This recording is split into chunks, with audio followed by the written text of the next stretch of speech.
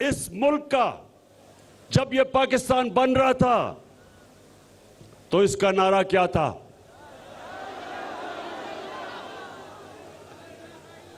पाकिस्तान का मतलब क्या? माशाअल्लाह। अब यह सुनना है आपने, मतलब समझना है कि ला इलाहा इल्लल्लाह एक फलसफा है। जब आप ये दावा करते हैं कि अल्लाह तेरे सिवा और कोई खुदा नहीं, और अगर मैं किसी और खुदा के सामने झुकता हूं वो बहुत बड़ा गुनाह शिर्क कहलाया जाता है, शिर्क है। तो नौजवानों याद रखें, ला इलाहा इल्लल्लाह इंसान को गैरत देता है। एक गरीब से गरीब इंसान भी होगा, जब वो किसी के सामने झुकेगा नहीं, लोग उसकी इज्जत करेंगे। और बड़ा अमीर तरीन पैसे वाला आदमी जब वो किसी के सामने झुकता है, कोई इज्जत नहीं करता उसकी। तो मेरे नौजवानों,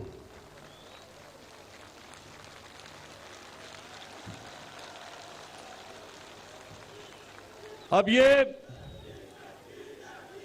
अभी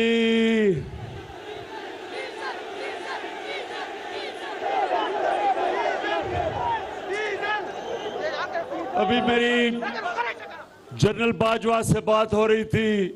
उन्होंने कहा कि इमरान देखें, फजल रहमान को डीजल ना कहना।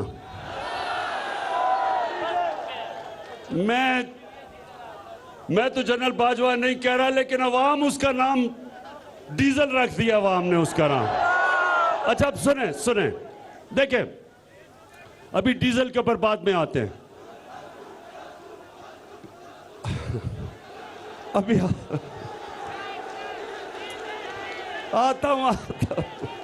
सुने देखें नौजवानों, मुझे मौका नहीं मिलता आपसे हर रोज बात करने का, तो मैं इस मौके का फायदा उठाते हुए सिर्फ मैं आपको एक चीज समझाना चाहता हूं कि इंसान जब किसी के सामने झुकता है, वो अपनी इज्जत खो बैठता है, गैरत खो बैठता है। और जब एक कौम किसी के सामने झुकती है, उस कौम की कोई इज्जत नहीं करता, उस मुल्क के पासपोर्ट की कोई इज्जत नहीं करता। मेरे नबी सल्लल्लाहु अलैहि वसल्लम, और ये मैं आपको तारीख का वाकया बता रहा हूं, 628 और 629 मेरे नबी सल्लल्लाहु अलैहि वसल्लम ने दो सुपर पावर्स थी वक्त की, एक रोम की सुपर पावर और दूसरा ईरान में सुपर पावर थी। दुनिया उन दोनों सुपर पावर्स के पीछे में बटी हुई थी। तो मुसलमान तो थोड़े से थे, अभी मुसलमान थोड़े थे, चंद हजार थे। तो दुनिया की तारीख के सबसे अजीम लीडर मेरे नबी सल्लल्लाहु अलैहि वसल्लम दोनों सुपर पावर्स के सरबराह को खत लिखते हैं कि मैं अल्लाह की तरफ से सच का पैगाम लेके आया हूं, अगर तुम उस पैगाम के ऊपर अमल करोगे ये तुम्हारी बेहतरी है, अगर तुम नहीं करोगे तुम्हारी तबाही है। अब नौजवानों सुनिए, वो सुपर पावर्स किधर थोड़े से मुसलमान। हमारे नबी सल्लल्लाहु अलैहि वसल्लम ने क्या पैगाम हमेशा के लिए हमें दिया कि आप थोड़े भी हो, आप कमजोर भी हो, लेकिन जब तक आप में गैरत है दुनिया आपकी इज्जत करेगी।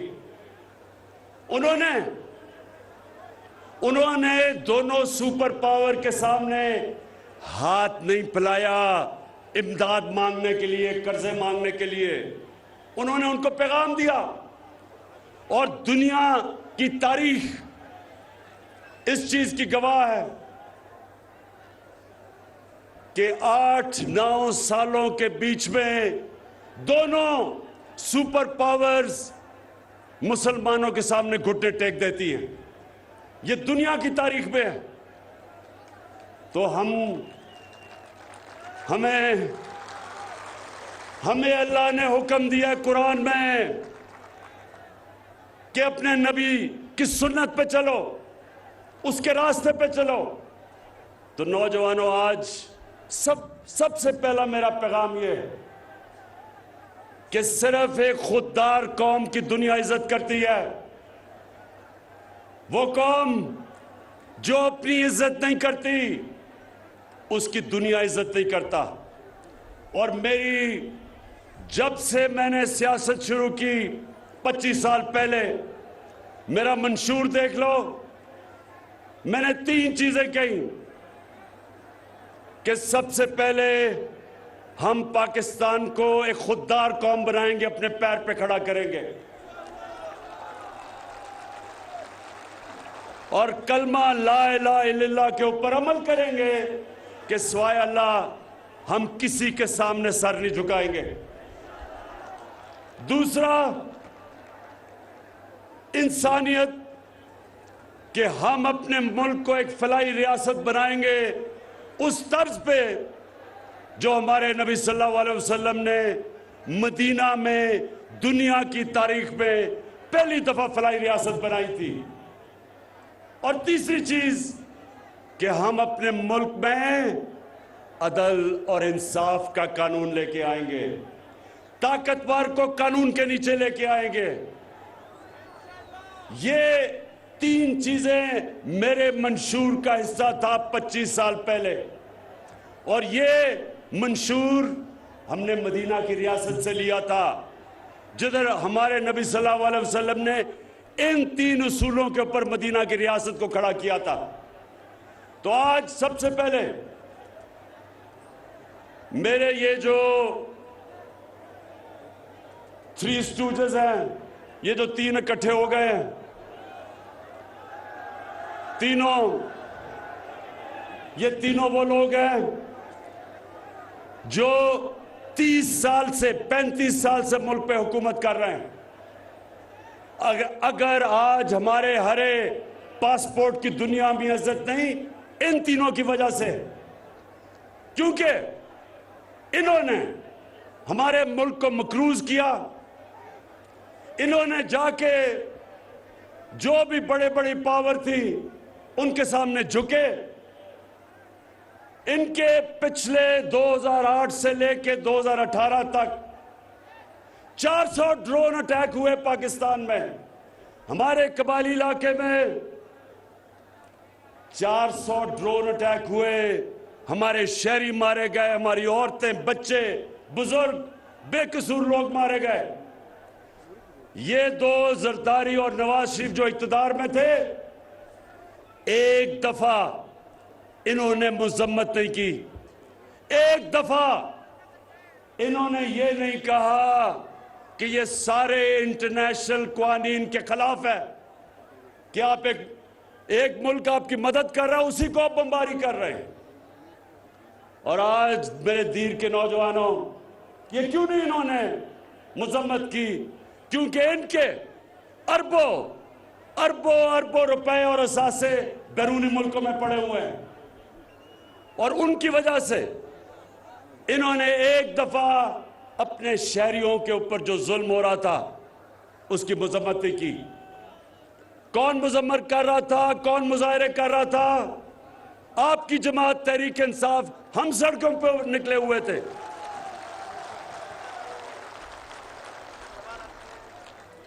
और अभी शाह महमूद कुरैशी ने बात की, हिंदुस्तान से मिसाइल आया।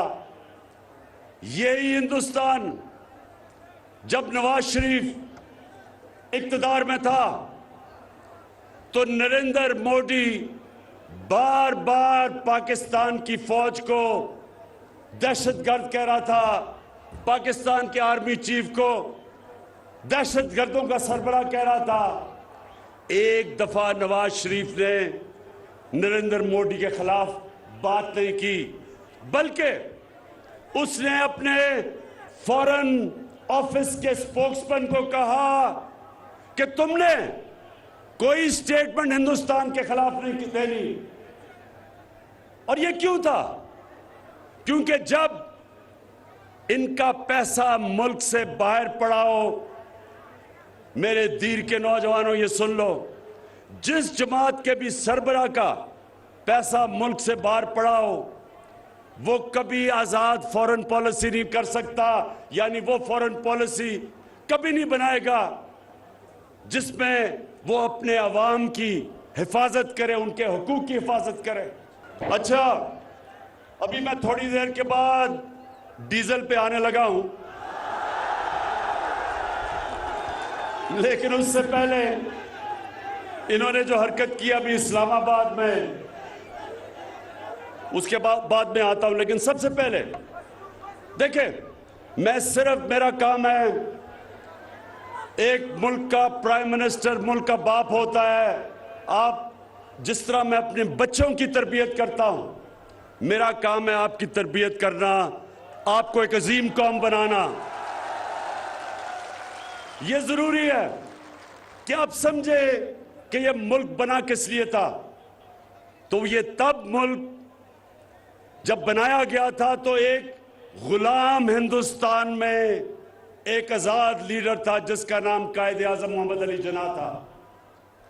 हम उसको लीडर मानते हैं और वो सादिक और अमीन था। वो एक ऐसा लीडर था जो दलेर था, जो उस वक्त अंग्रेज की आंखों में आंखें डाल के बात करता था, और उसने अपनी जान की बाजी लगाई हमें आजादी दिलवाने के लिए। और इंशाअल्लाह हम इस मुल्क को अब उधर लेके जाएंगे। कभी भी ये याद रखे मेरी पाकिस्तान की कौम कि क्योंकि हमारा नस्बुल ऐन जब शुरू किया था, इया कनाबुदु व इय्याका नस्तईन था, कभी मैं ना कभी किसी के सामने झुका हूं और इंशाअल्लाह कभी आपको किसी के सामने झुकने नहीं दूंगा। अब मैं एक बात अपनी फौज के ऊपर करना चाहता हूं। अभी डीजल ने एक प्रेस कॉन्फ्रेंस की और उसने ये कहा कि जब हम इक्तदार में आएंगे तो हम इदारे को ठीक करेंगे, मतलब कि हम फौज को ठीक करेंगे। मुझे यह बताओ कि आज अगर पाकिस्तान बचा हुआ है, उसकी असल वजह यह है कि हमारे पास एक मजबूत फौज है।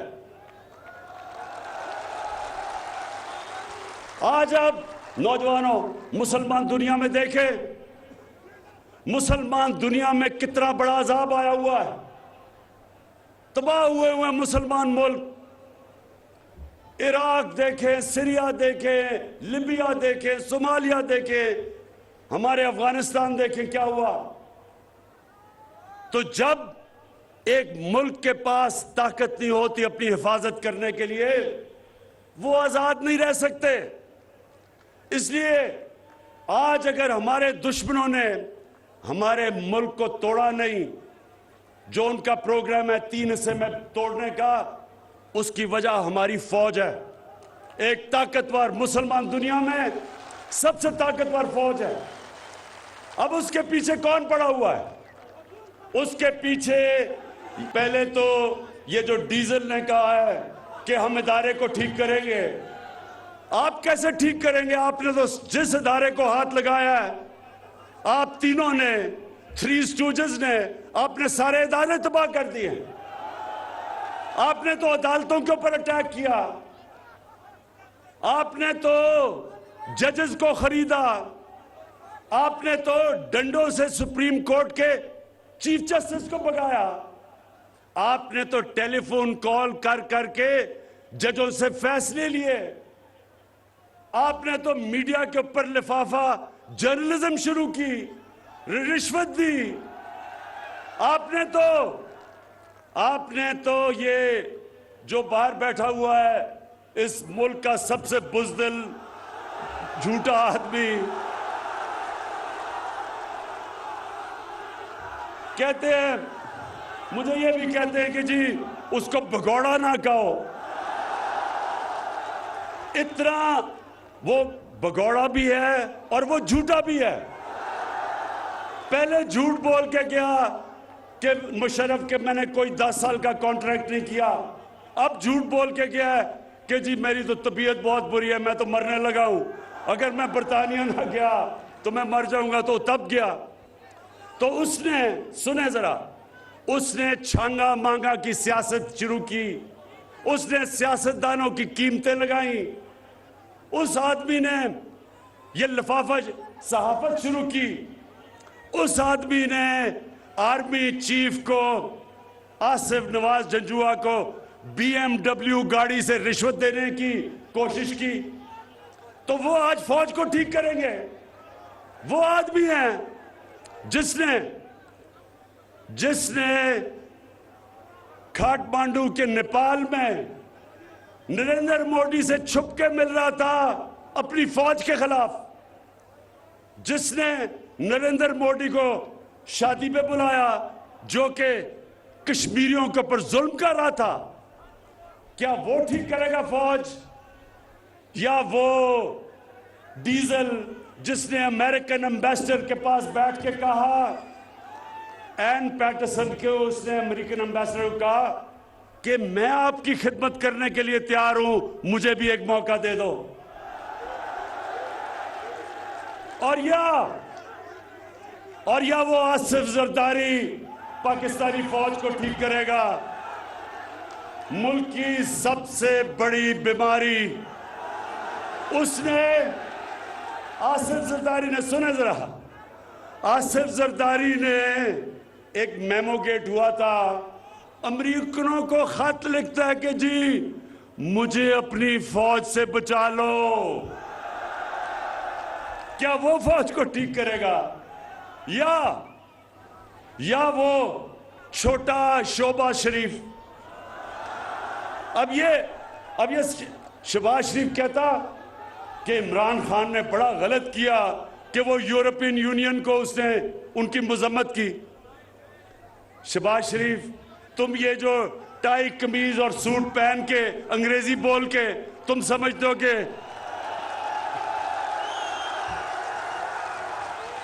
ये शहबाज शरीफ भी अपनी टाई पहन के उनको कहता है सर मुझे मौका दे, मैं आपकी बड़ी अच्छी खिदमत करूंगा। तो ये जो फजलुर रहमान यानी कि डीजल ने जब इसने ये कहा कि मैं इदारे को ठीक करूंगा इक्तदार में आके, हम करेंगे, यानी कि ये डाकुओं का गुलदस्ता फौज को ठीक करेगा, ऐसे ख्वाब भूल जाओ। मैं इन सारों को एक पैगाम देता हूं, मैं इन सबको एक पैगाम देता हूं कि इंशाअल्लाह दूध का दूध पानी का पानी होने लगा। आपने वो किया जो कप्तान अल्लाह से दुआ कर रहा था कि अल्लाह ये अज़्म इत्मीनान मेरे पे करें। मैं ये दुआ इसलिए कर रहा था क्योंकि हर थोड़ी देर के बाद जी धरना देने आ रहे हैं, गवर्नमेंट अगले महीने जा रही है, गवर्नमेंट उससे अगले महीने जा रही है। शुक्र है कि आपने अज़्म इत्मीनान करके एक ही दफा मुझे मौका दिया कि मैं एक गेंद से 3 विकेट इंशाल्लाह गिराऊंगा। अच्छा,